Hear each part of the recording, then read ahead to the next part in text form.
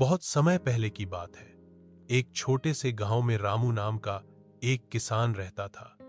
वह बहुत ही मेहनती और ईमानदार था, लेकिन किस्मत ने उसका साथ नहीं दिया। कई सालों से उसकी फसलें सूख रही थीं, बारिश भी समय पर नहीं होती थी।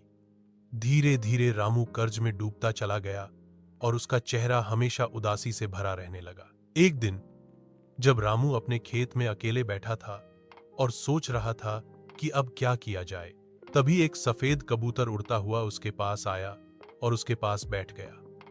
रामू ने कबूतर को गौर से देखा। वो सामान्य पक्षी से थोड़ा अलग लग रहा था। उसकी आंखों में जैसे कोई बात छिपी हो। रामू ने हल्की मुस्कान के साथ कहा, तू भी शायद मेरी हालत देखने आया है ना? कबूतर ने हल्की सी गुटरगूं की आवाज निकाली और रामू के कंधे पर बैठ गया। रामू को कुछ अजीब सा महसूस हुआ, जैसे किसी ने उसका मन पढ़ लिया हो। अगले दिन सुबह रामू जब खेत पर गया तो देखा कि उसका एक छोटा सा खेत अचानक हरा भरा हो गया है। उसे अपनी आंखों पर यकीन नहीं हुआ।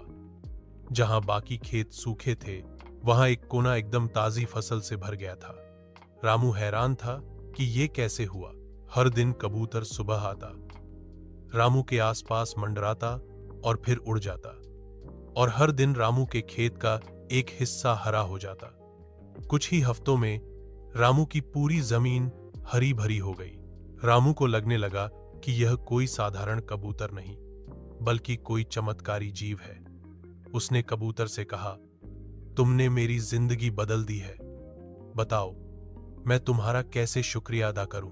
कबूतर कुछ पल रामू की आंखों में देखता रहा, फिर धीरे से बोला, हाँ, बोला, रामू, मैं एक परी का दूत हूं।